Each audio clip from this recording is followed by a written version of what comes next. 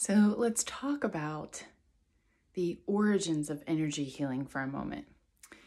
The oldest mummies that have ever been found had tattoos of how the meridians flowed through their body, like we talked about.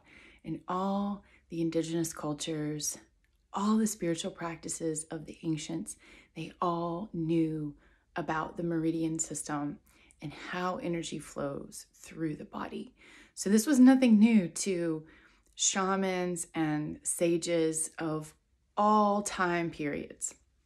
But in our particular time and culture, only recently has science started to back up and confirm what spiritual and indigenous people connected to nature all through the ages have always known, that the energy field, the human energy field, is part of our anatomy. And so that's very exciting that now you have healing touch, which is an energy healing modality specifically designed for the nursing community. And it's got a more medical approach, but it's the same training. It's the same thing as if you were taking Reiki or polarity or any of the energy healing modalities that we're going to talk about. And we're going to talk a bit about healing touch, because when it came about, a lot of people were like, well, you should really get the healing touch credential and you'll be more respected in the medical community. And I was like, I don't really need to be respected in the medical community. I already am. Most of my clients are physicians. So, and that stands true today. But it made me really excited that people were coming for this work from that community, and that nurses who have this tremendous opportunity because they're touching people all the time and people need them to take care of them.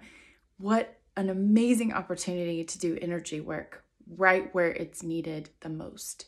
So it's nice to see now in mainstream culture, we even have Dr. Oz on Oprah talking about energy healing. And then when Oprah says it, everybody's like, yay. So now it's a lot more accepted in mainstream, and some people that you work with or some people in your family may have even heard of energy healing or Reiki. But I find it fascinating that the roots and the origins of it are as old as time, and every culture that is connected to nature knows and understands how energy flows through the human body. Heaven and earth meet in us and form us. And there has been some debate on, does the energy field form first and the other systems and organs precipitate out from the energy field, or does the energy field emanate from the physical body? I can tell you from my experience, and now this is backed up with scientific research, that the energy field comes first.